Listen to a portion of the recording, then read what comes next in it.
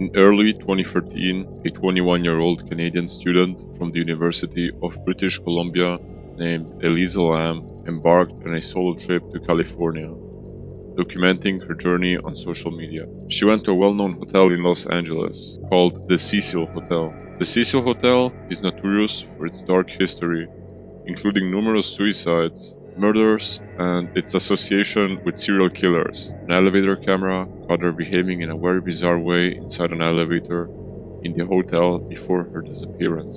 In the video, you can see her pressing buttons, speaking out of the elevator, and making strange hand gestures. The surveillance footage was recorded on February 1st, 2013, the day of her disappearance. It is unclear why she is moving that way and why she would continuously step out and inside of the elevator. Here's a seemingly interesting and legit Reddit user post about the case.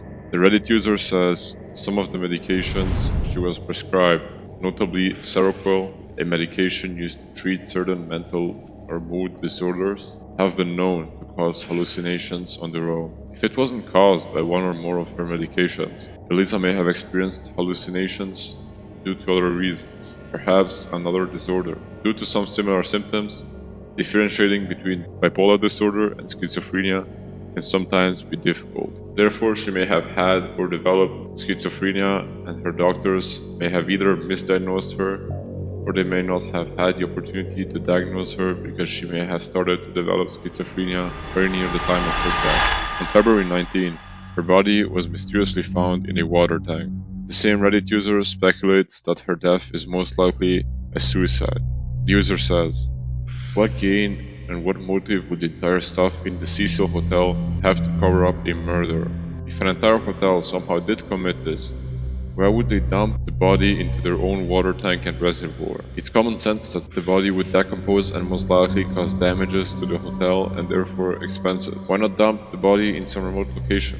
If one or multiple members of the hotel staff did commit murder, they would have been thrown under the bus in every possible way by innocent hotel staff members, because it's a serious crime to help cover up a murder. And adds on top of that, once inside the tank, she may have then removed her clothes due to hallucinations. It is hard to come up with perfect rational explanations when investigating someone who was not thinking rationally at the time. Maybe she took her clothes off because it felt like they were weighing her down. Maybe it was just some explainable irrational behavior. However, after some time, she may have realized she couldn't find a way out of the tank, or perhaps she may not have even tried to escape the tank at all, and just remained afloat, while still hallucinating. She was found face up, so maybe she was just floating on her back and hallucinating until hypothermia kicked in. Sadly, she would have eventually drowned from exhaustion and or hypothermia. This very strange case remains unsolved to this day, and what could have happened to Lisa remains unknown.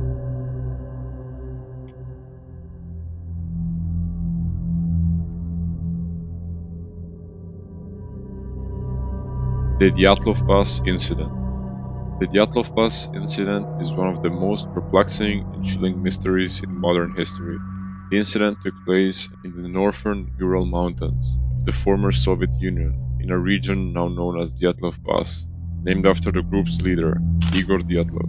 The events occurred in late January and early February of 1959. The group consisted of 9 experienced hikers, most of whom were students or graduates of the Ural Polytechnical Institute. These were the members. Their goal was to reach Otorten, a mountain about 10 kilometers north of the site where the incident occurred. On February the 1st, in 1959, the group set up a camp on the slopes of Kholat Syakhl, which translates to Dead Mountain in the Mansi language. On February the 12th, 1959, the group was expected to return and send a telegram, but no message was received, prompting concern. Later, on February the 20th, a search term was sent out. They managed to find the camp on February the 26th. The group's tent was torn from the inside, with belongings and shoes left behind, which could potentially suggest sudden and panicked departure. Firstly, the bodies of 2 members named Yuri Krivonishenko and Yuri Doroshenko were found near the forest's edge, under a large cedar tree.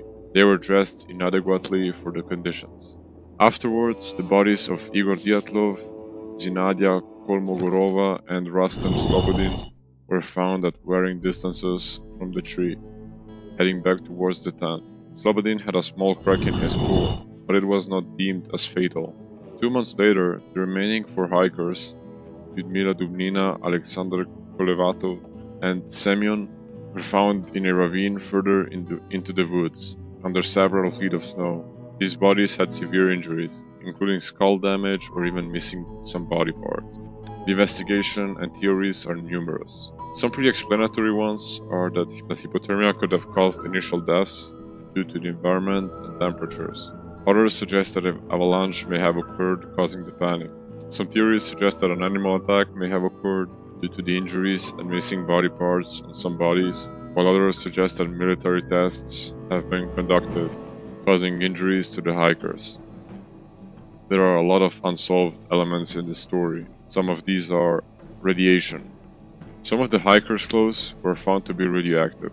There is also witnesses that reported seeing strange orange lights in the sky around the time of the incident, leading to theories of UFO involvement. Initially, suspicion fell on the indigenous Mansi people, but they were eventually cleared of any involvement.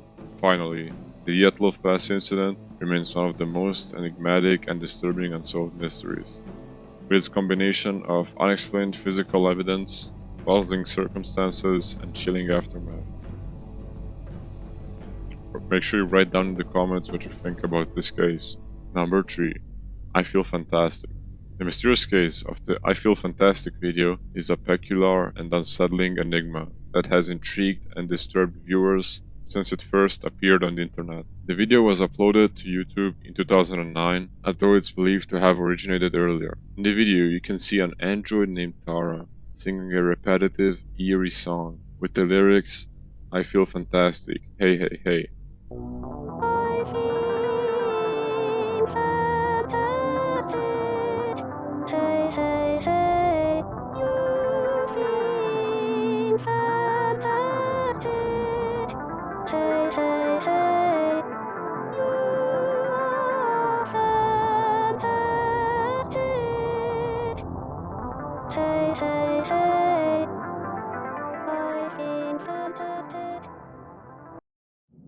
The android is dressed in various outfits and positioned in different locations within a house. The video includes several close-ups of the android's face, as well as shots of its hands and torso. Tara is a lifelike humanoid robot with pale skin, bright red lips, and glassy blue eyes,